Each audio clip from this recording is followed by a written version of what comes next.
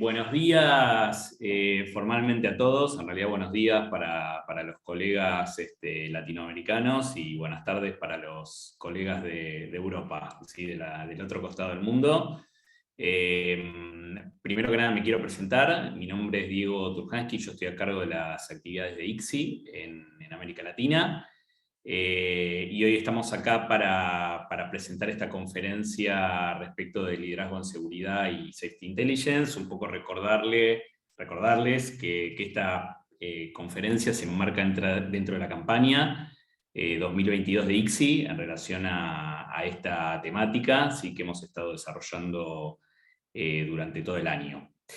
Les cuento un poco la organización de la actividad. Vamos a tener unos 40 minutos aproximadamente de presentación que va a estar a mi cargo, y después vamos a tener unos 15 o 20 minutos aproximadamente de un espacio de preguntas y un poco de debate e intercambio.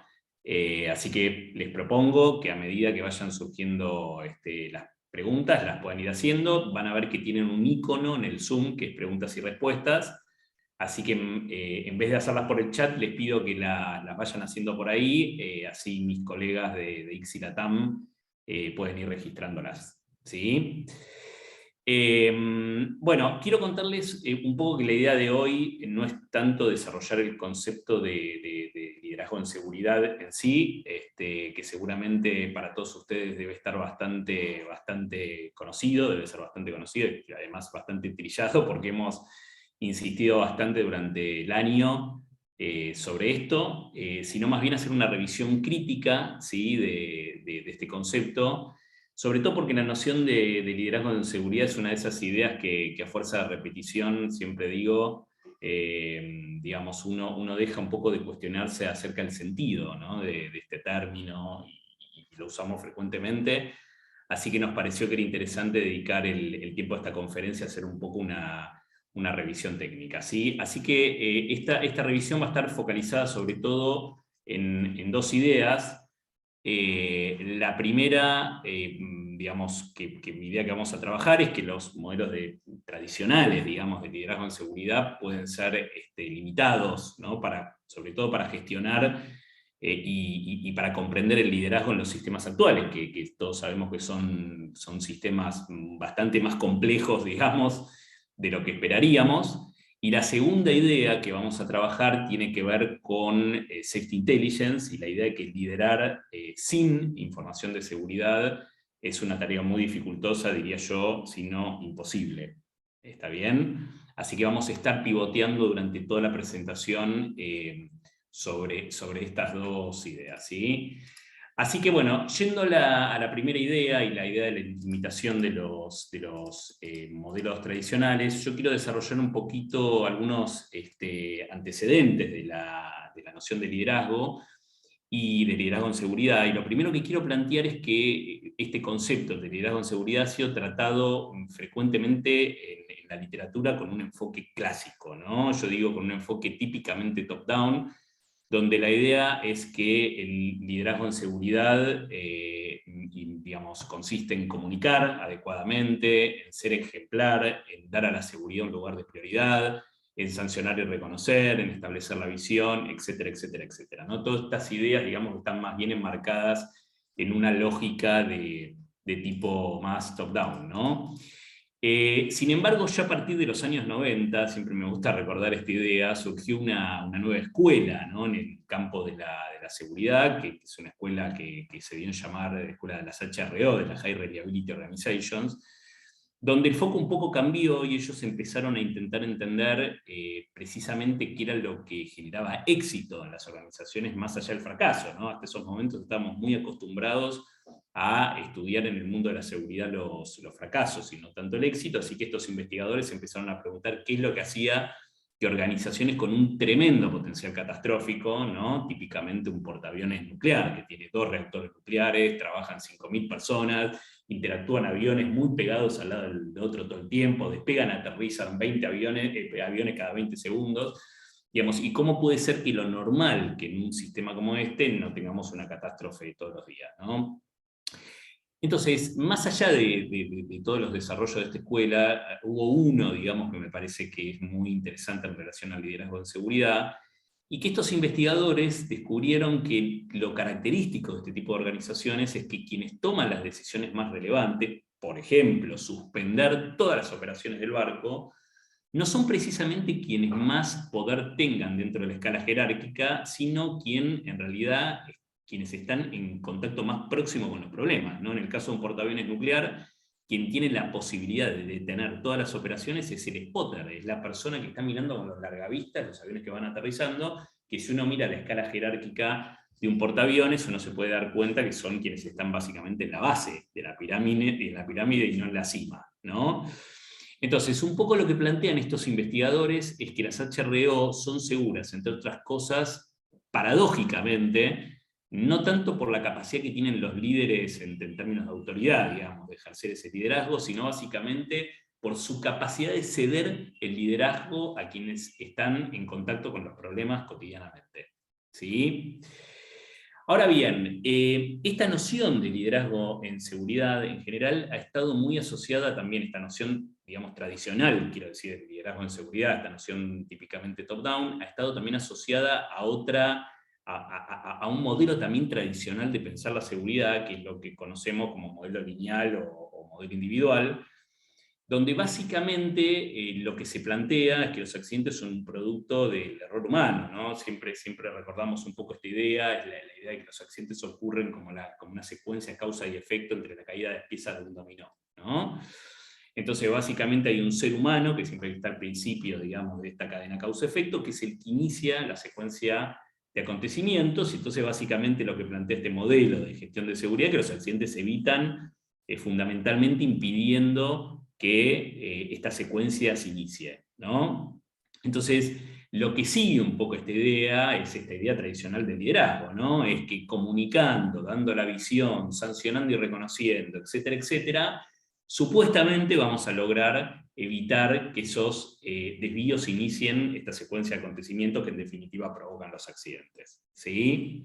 Ahora, la evolución de la ciencia de la seguridad nos ha llevado claramente a pensar la génesis de los accidentes también a través o a partir de otros modelos, ¿no? Típicamente, por ejemplo, el modelo sistémico. No quiero hoy en el marco de esta conferencia meterme en los conceptos centrales de este modelo, porque no es el objeto de esta conferencia, simplemente mostrarles que tanto este tipo de modelos, por ejemplo el modelo epidemiológico o incluso el modelo sistémico, que plantea también a veces una idea un poco más evolucionada, plantean ya que los accidentes ocurren por factores que van muchísimo más allá del desempeño individual del operador de primera línea, ¿sí?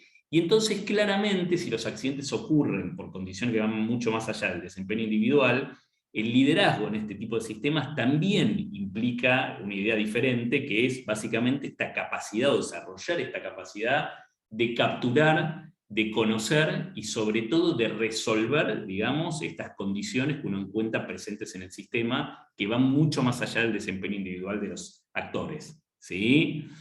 Entonces, volviendo un poco a la idea que planteamos hasta acá, el liderazgo un poco más tradicional está muy vinculado al modelo lineal y, digamos, a partir del surgimiento de estos nuevos modelos, uno puede pensar que básicamente los líderes necesitan desarrollar otro tipo de capacidades que van más allá de la capacidad de evitar que esta secuencia de acontecimientos, que estos desvíos ocurran, ¿sí? En relación a esto último, yo quiero recomendarles una guía que tradujimos al español de Andrew Hopkins, se llama Convertirse en una organización de alta confiabilidad, y yo les traje una frase que me parece muy interesante porque me parece casi poética, ¿no? Que plantea en esta guía. Él dice: la inquietud crónica es una característica de los líderes de las HRO, sospechan de un flujo constante de buenas noticias y siempre están a la búsqueda de las malas noticias que saben que se encuentran debajo de la superficie, ¿sí? Así que fíjense que de alguna manera él también ya en esta guía plantea esta idea, digamos, de que lo que caracteriza fuertemente al liderazgo en seguridad es esta inquietud crónica respecto de lo que le está ocurriendo a la gente en el terreno, ¿no? Y esta sospecha permanente que los líderes tienen respecto de que las cosas pueden funcionar mal, a pesar de que todos los días anteriores funcionaron bien, ¿sí? Bien, entonces, para cerrar un poco esta idea 1 de la limitación de estos modelos actuales del liderazgo, la limitación del modelo tradicional del liderazgo en seguridad, lo que quiero plantear es que además de la vertiente clásica, y esto me parece importante, de manera complementaria, es decir, lo que estamos planteando acá es que no es que nos tenemos que olvidar del liderazgo en seguridad tal y como lo conocimos, sino más bien, digamos, de que tenemos que plantear una noción complementaria a estas ideas más tradicionales. El liderazgo en los sistemas actuales requiere esta capacidad de comprender lo que ocurre en el terreno y sobre todo, la capacidad para solucionar lo que le ocurre a la gente y lo que la gente nos informa y todas estas condiciones que el sistema impone y que aumentan la chance de que las personas cometan desvíos, ¿sí?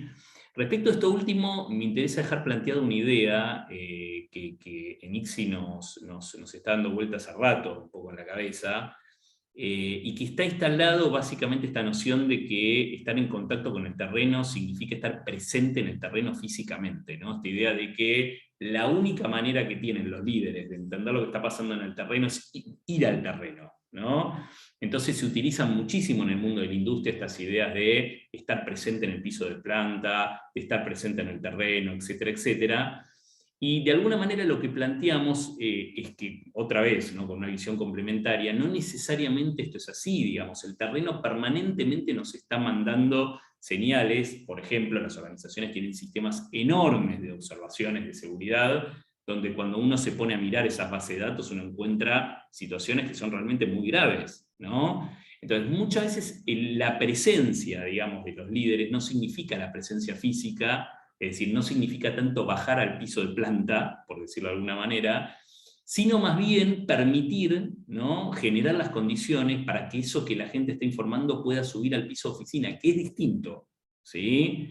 Y que nuevamente quiero plantearlo como dos estrategias complementarias, ¿no? Entonces, tanto la idea de estar en el piso de planta como la idea de facilitar o permitir que lo que ocurre en el terreno suba al piso de las oficinas. ¿Sí? Yo creo que muchas veces puede ser mucho más eficaz desde el punto de vista de la estrategia capturar 10 o 15 situaciones por mes y que los líderes más importantes de una organización levanten el teléfono y llamen a las personas que los reportaron preguntando qué ocurrió, preguntando si la situación se solucionó, dando soporte a la gente para tratar de solucionarlo, que simplemente haciendo visitas de manera burocrática al terreno.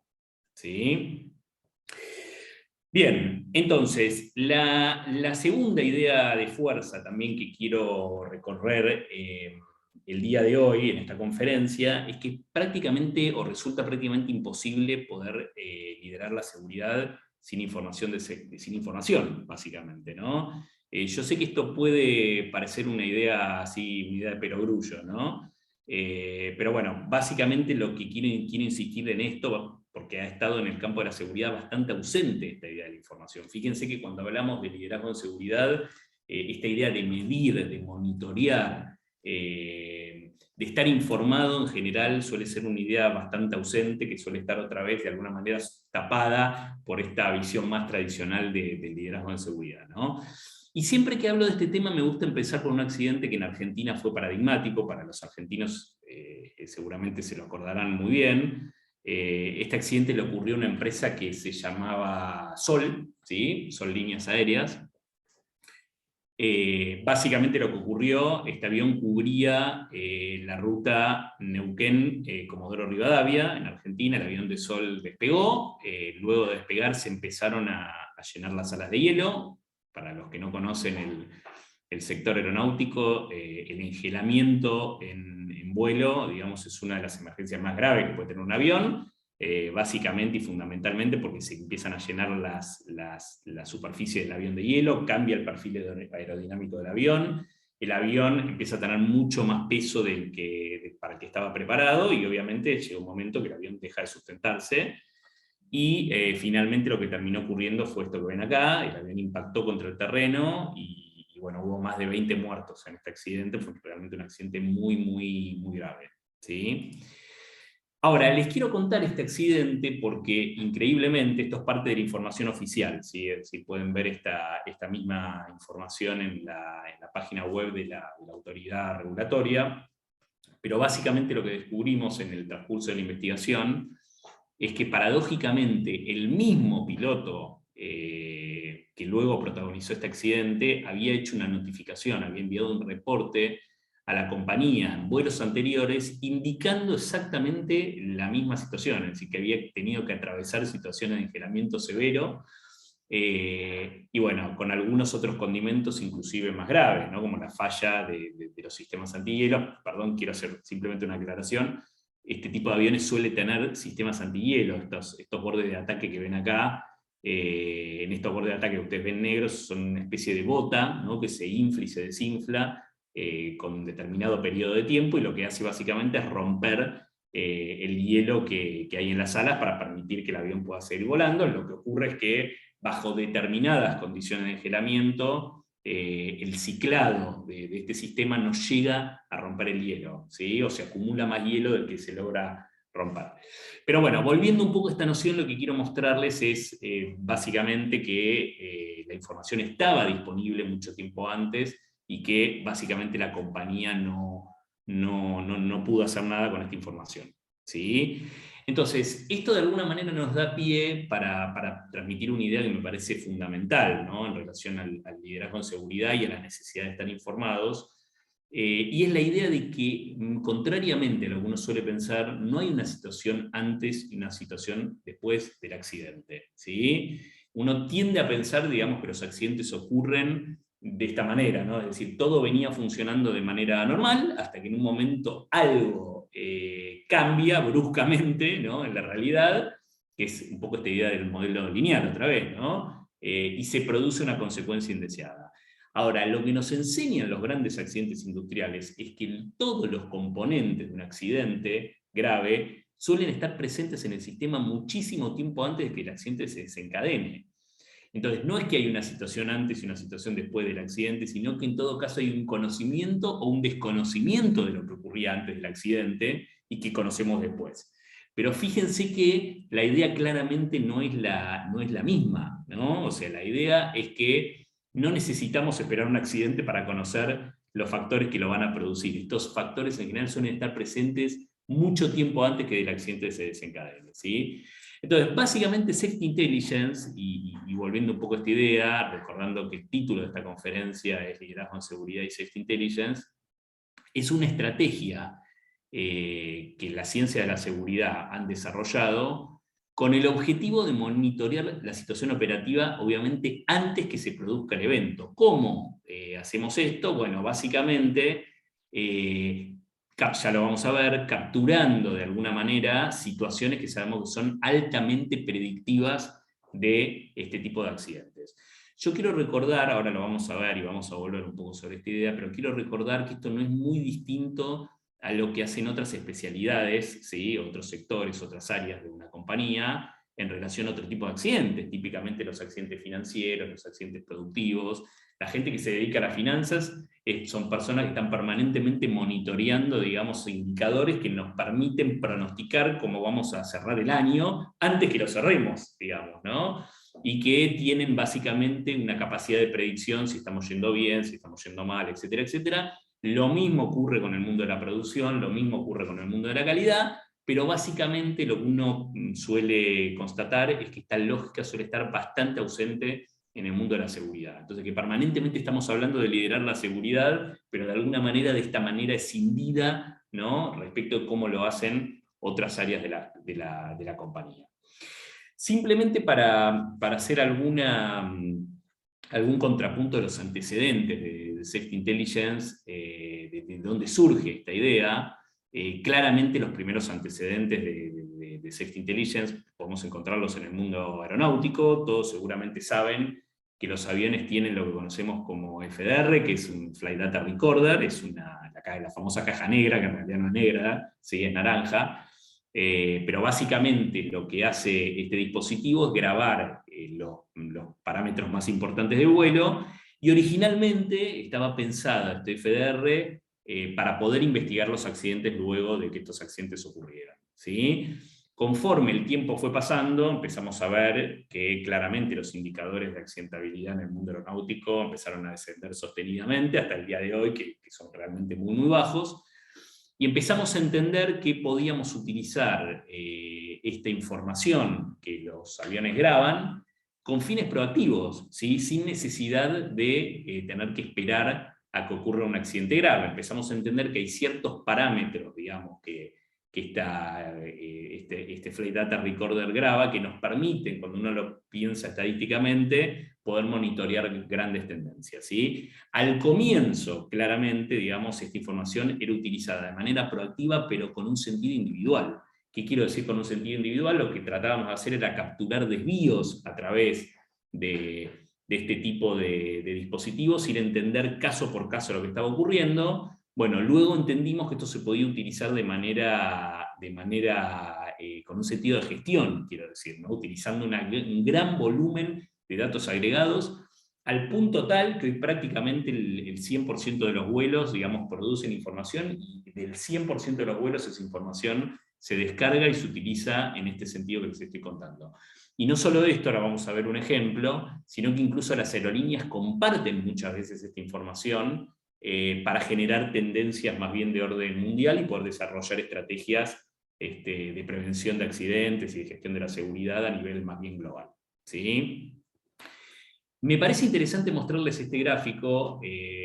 Esto básicamente es una campana de Gauss que describe la actividad humana, digamos, ¿no? En general lo que estábamos, el 90% digamos, de la actividad humana transcurre un poco en esta zona donde no ocurre nada, y tenemos acá una porción muy chiquitita del desempeño humano, que básicamente es lo que sale mal. Y bueno, lo que solemos hacer tradicionalmente es focalizarnos en esta partecita de la campana para analizar lo que salió mal y tratar de generar planes de mejora a futuro. Lo que intenta hacer Safety Intelligence, y en general todos los mecanismos de explotación de información, es lograr de alguna manera tomar contacto con la información de toda esta parte, ¿no? de la actividad, que básicamente y claramente es la mayoría de la actividad humana, ¿sí? Pero bueno, ¿cómo se intentó hasta acá monitorear la salud de los sistemas? Porque básicamente, claramente hubo un intento, y hay un intento permanente en el mundo de la seguridad de producir información, y bueno, yo les diría que a través de dos estrategias extremas, digamos, ¿no?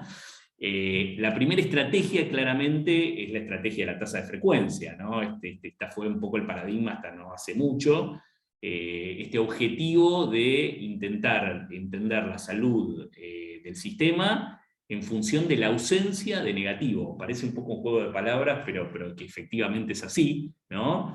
Es tratar de definir lo que va bien en relación a la ausencia de cosas que van mal. Básicamente esto es la tasa de frecuencia, ¿sí?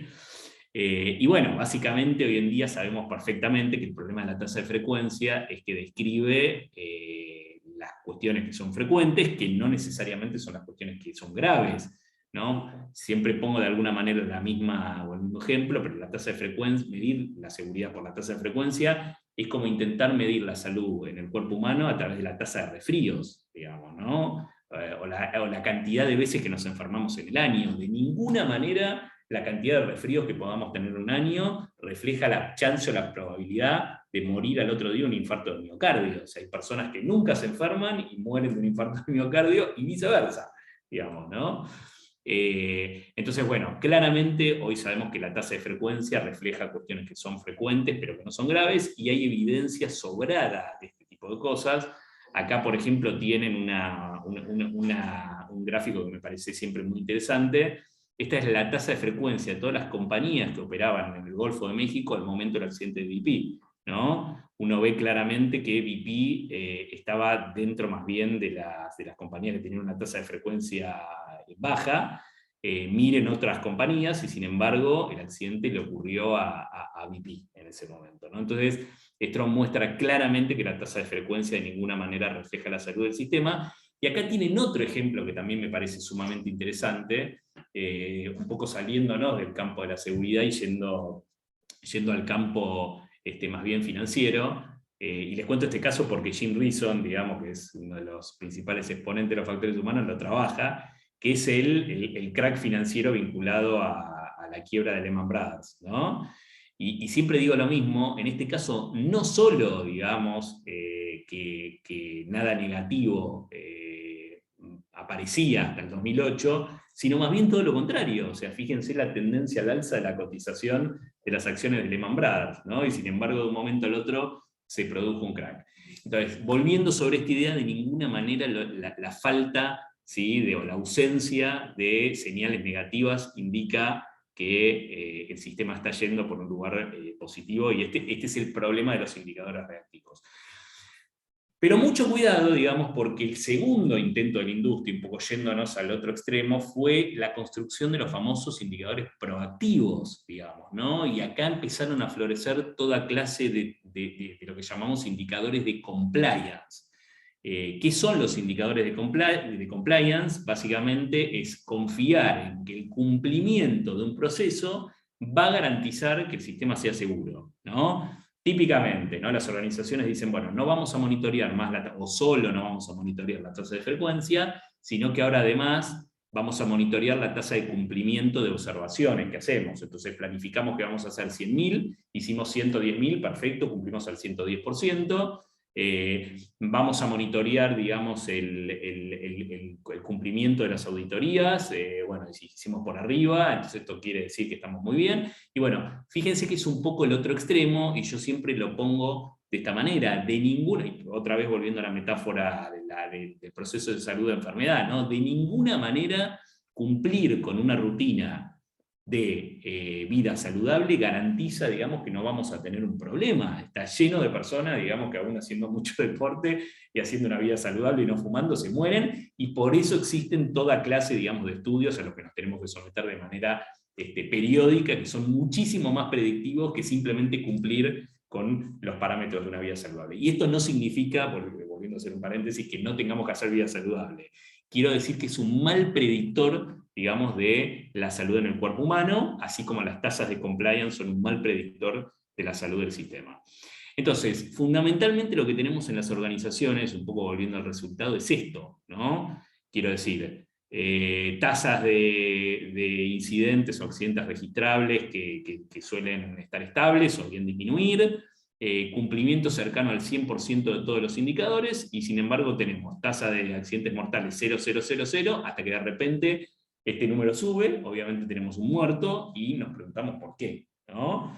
Bueno, la respuesta a esto básicamente es que en general, tanto los indicadores reactivos como los indicadores proactivos de compliance suelen ser muy poco predictivos, digamos, de los accidentes graves o mortales. ¿Sí? Bien, y entonces, ¿qué propone, un poco para no dejarlo simplemente con el problema? ¿Qué es lo que propone toda esta nueva lógica, relativamente nueva lógica de Safety Intelligence? Fundamentalmente monitorear eventos que, sin ser el accidente o el incidente, sean altamente predictivos de que nos estamos acercando a que ese riesgo grave, de accidente grave, se materialice, ¿no? Y yo digo que es una tercera vía porque los indicadores que propone toda esta corriente de Safety Intelligence no son indicadores reactivos, típicamente tasas de frecuencia, no son indicadores proactivos en el sentido de los indicadores de compliance, sino que más bien lo que se propone son indicadores predictivos de performance. Volviendo a esta idea de que monitorear la compliance no necesariamente significa tener buena performance, ¿sí? Entonces lo que buscamos a través de Safety Intelligence es capturar ese tipo de eventos, ese tipo de situaciones dinámicas, ¿sí?, que sabemos que son altamente predictivas de que nos estuvimos acercando, o que nos estamos acercando a márgenes inaceptables en el sistema, ¿sí? Bueno, quiero poner un ejemplo de esto, voy a poner dos en realidad ejemplos, un ejemplo aeronáutico y un ejemplo más mundano, digamos, de la seguridad vial. Básicamente lo que están viendo enfrente en la foto es uno de los riesgos principales que hoy en día tenemos en el sector aeronáutico. Hoy en día sabemos que el principal riesgo de accidentes que tenemos lo tenemos con los famosos eventos que llamamos de runway excursion, ¿sí? O sea, es decir, un avión que durante la maniobra de aterrizaje no logra detenerse y termina saliendo por el final de la pista. Hoy en día no cabe duda que este es uno de los principales riesgos que enfrenta la industria aeronáutica, ¿sí? Siempre digo, como pasajeros en general tenemos miedo de que los aviones se caigan cuando están en crucero, pero la mayor probabilidad de accidentes no está ahí. Bueno, ¿qué es lo que hoy en día sabemos? Digamos que el precursor, digamos, o el evento altamente predictivo, digamos, de un runway excursion, es lo que en aviación conocemos como una aproximación desestabilizada. ¿Qué es una aproximación desestabilizada? Sin meterme en tecnicismos, básicamente cuando un avión viene con exceso de energía al momento de la aproximación. El exceso de energía puede ser un exceso de altura o un exceso de velocidad en determinado punto de la aproximación. Bueno, ¿qué es lo que hace la industria? Permanentemente monitorea los datos de vuelo, ¿sí? Para saber qué velocidad y qué altura y qué configuración, etcétera, etcétera, etcétera, traían los aviones en determinado punto de una aproximación. Fíjense, acá tienen un ejemplo, esto es un ejemplo durante la pandemia, y nuevamente estos son ejemplos de datos agregados de muchas aerolíneas que concentran toda esta información en una base de datos.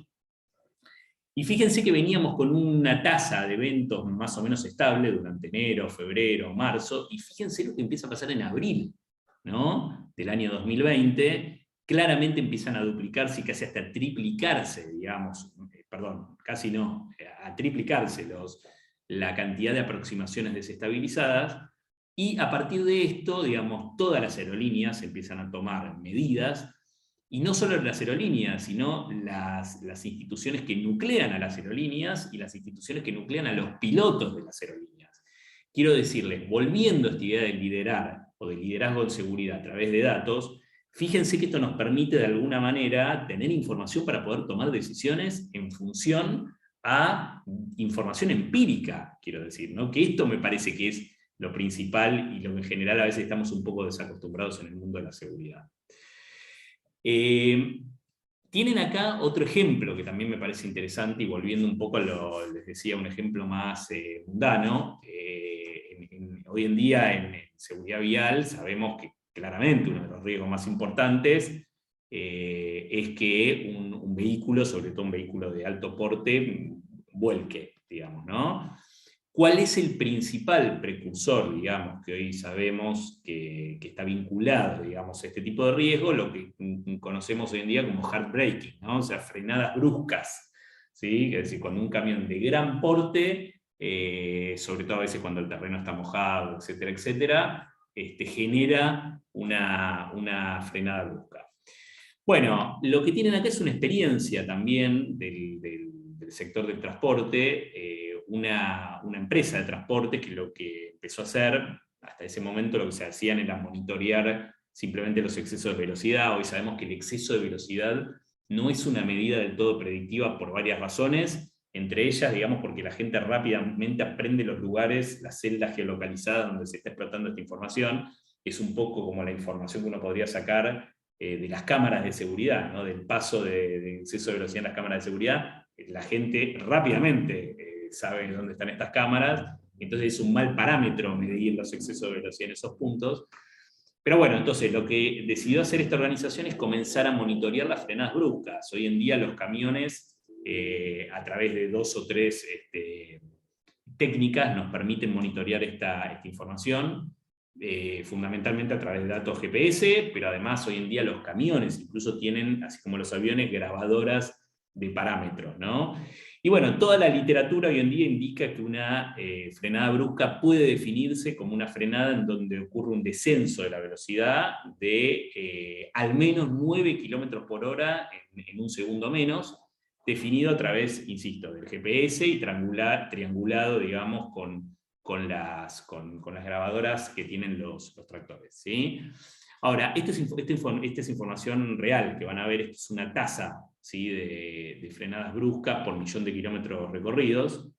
Fíjense la tendencia, ¿no? A partir de que esto se empieza a monitorear, febrero, le van a ver que hay barras de diferentes colores, pues son operaciones distintas, ¿sí? Pero no importa. Básicamente, fíjense lo que ocurrió en febrero, fíjense lo que ocurrió en marzo, en abril hay un pequeño descenso, y fíjense después lo que ocurre en mayo, ¿sí? Bueno, esto nuevamente enciende las alarmas, y es acá un poco al punto que quiero llegar. Probablemente cuando yo les cuente, les estaba contando esto, de alguna manera la reacción instintiva, digamos, que uno puede tener como líder, es de alguna manera volver al modelo tradicional, ¿no? Esta idea de que las personas están cometiendo desvíos, que las personas están teniendo un manejo agresivo, y entonces básicamente lo primero que se nos viene a la mente es la capacitación, ¿no? Tenemos que volver a llegar a nuestros conductores, a transmitirles pautas de manejo seguro, etcétera, etcétera. Bueno, volviendo a esta idea de liderar a través de los datos, esta organización tomó de alguna manera un camino diferente, que fue precisamente disparar un assessment de estas situaciones. Lo que ven acá es cada uno de estos eventos, perdón, que fuimos viendo acá. Uno a través de un tablero de control puede saber exactamente dónde ocurrió, quién lo protagonizó. Acá yo obviamente lo tapé por una cuestión de confidencialidad. Y la velocidad a partir del cual, digamos, se produjo la frenada brusca. Fíjense que una frenada brusca a 70 km/h en un camión que transporta muchos litros de combustible es una situación muy grave. Y bueno, lo que se hizo acá fundamentalmente fue conversar con las personas, con una política no punitiva, digamos, básicamente una charla, tratar de entender qué fue lo que pasó. Y fíjense que contrariamente a todo lo que los líderes en ese momento esperaban en esta organización, el 90% de todas esas frenadas bruscas que ustedes vieron ahí se referían a condiciones del camino, condiciones defectuosas del camino. O sea, ¿qué quiero decir con esto? Pozos, lomos de burro, bueno, en Argentina lo llamamos lomos de burro, en otros países de Latinoamérica lo llaman de otra manera distinta, reductores de velocidad. Bien, en definitiva, cosas que el conductor no esperaba encontrar, sí que se las encontraba, y eso provocaba que el conductor haga una frenada brusca, ¿sí? Fíjense que a partir de esta información se pudieron tomar medidas muchísimo más eficaces, ¿no? Por ejemplo, cambiar las rutas, informar a los conductores acerca de cuáles eran los sectores de la ruta donde se iban a encontrar obstáculos, etcétera, etcétera, etcétera. Pero quiero volver otra vez a esta idea de que la noción de Safety Intelligence, precisamente en relación al liderazgo en seguridad, está en el intento de que podamos tomar decisiones en función de información empírica. ¿Sí? Entonces, última slide, y para cerrar la conferencia, y ahora sí dar paso a las preguntas, cerrando esta idea número 2, lo que quiero transmitir fuertemente es que liderar sin información básicamente es como una especie de ejercicio de conducir a ciegas, ¿no? Es casi un acto de fe. No solo un acto de fe en el momento en donde uno toma las decisiones, sino también un acto de fe si uno no puede monitorear los resultados empíricos de esas decisiones, ¿no? Cuando uno mira estas frenadas bruscas y uno tiene información, lo bueno es que una vez que uno toma una decisión de inversión de los recursos, ¿no? Por ejemplo, generar una ruta distinta que va a hacer que se consuma más combustible, pero que se disminuyan las frenadas bruscas. Bueno, si uno tiene información, uno puede monitorear también si esa cantidad de frenadas bruscas disminuyeron. Esto significa que, hablando de liderazgo en seguridad, uno de esta manera también puede tratar de entender si la consecuencia de nuestra decisión básicamente fue eficaz o no, eficiente o no, ¿sí? Entonces, liderar requiere que incluyamos el input de la información sin ningún lugar a duda, y claramente monitorear a través de indicadores de situaciones con potencial de provocar un accidente grave, ¿sí? Y un poco la idea general con la que quiero cerrar, repitiendo esto que dije al principio, es que utilizar información de terreno es fundamental, digamos, para liderar la seguridad, y sobre todo, para priorizar la inversión de los recursos, y sobre todo gestionar los arbitrajes y los trade-off del sistema. Así que claramente sabemos que es una parte fundamental del liderazgo en seguridad.